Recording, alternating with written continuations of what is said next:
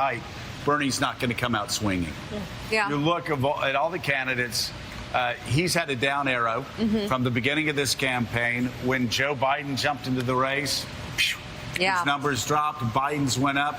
I do think tonight he is going to have to do something that would be interesting to pull some of those voters back. Because some of the debates with Hillary Clinton, he could have swung and he took a pass. Right. I remember there were particular. And what was that? Yeah. On her emails. Exactly. He backed off of that. He said, Americans are sick and tired of hearing about your emails. Right. And it was viewed, I think, in hindsight as a big misstep. I didn't understand that at all, actually. He won't do that again.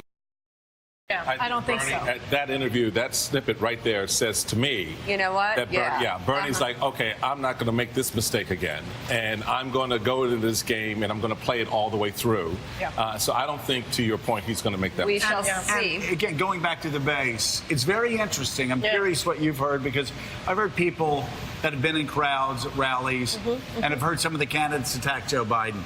And even Democrats who don't support Joe Biden, like, wait.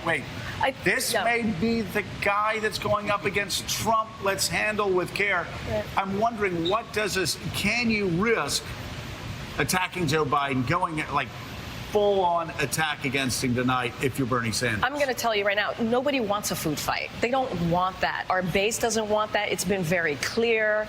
What they want to do is they want to see a discussion about vision and how you're going to move the country. What are the issues that you're going to talk about? But personal attacks is not going to go well with the base. Or any type. With Joe Biden, it's shown over the past few months that nothing really has stuck. Even some really damaging, allegations, accusations, or talks about his political past. Yeah, I do wonder if that's because we are in the age of Trump now, and Democratic voters are going, really? Wait a second, we're going to disqualify one of ours. This amazing guy who has all this experience. And I've got to say, too, if I'm a Democrat, which I'm not, I'm an independent, but if I were a Democrat, the thing that would have made me the angriest this week, Michael Steele, is the fact that you had Sunday shows saying that Joe Biden might have to drop out of the race because he's been accused of putting his hands on a woman's shoulders. I mean, everybody talked about that forever. The press talked about it. There were all of these stories. This past week, a woman accused Donald Trump of forcible rape. Not a Sunday talked about it. And papers, editorial writers didn't say, is Donald Trump going to have to jump out of the race? That's why Democrats need to understand. I'm sorry, I'm a former Republican, but I am saying this. Donald Trump doesn't play fair. They don't need to play fair either. They don't need to destroy their own.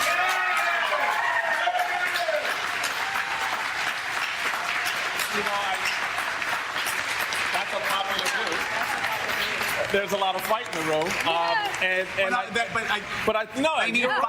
They need fight. This is the thing that still intrigued me with the politics around Trump and the media around Trump. Trump plays an asymmetrical game. He's going to come at you from there, from here, from there, from any corner.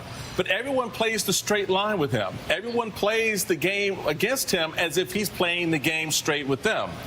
I think if you switch it up, to your point, I think if you engage Trump asymmetrically and you begin to, okay, if that's the way you're going to do it, that's how we're going to come at you. Right. It changes the dynamics in a way that forces Trump to behave a little bit differently, because now all of a sudden he knows he's already called your move before you've made it. Right. And so when the press comes after a Joe Biden over the things that they come after him on, that's playing into his hand. It doesn't discount the severity of the allegations or the charges, but it's just understand how he's playing the game versus how you're playing. How the Democrats are. And Willie, I mean, I talk to Democratic aides all the time. And strategists who will say, well, and then Donald Trump is going to start running ads that are going to do A, B, C, D.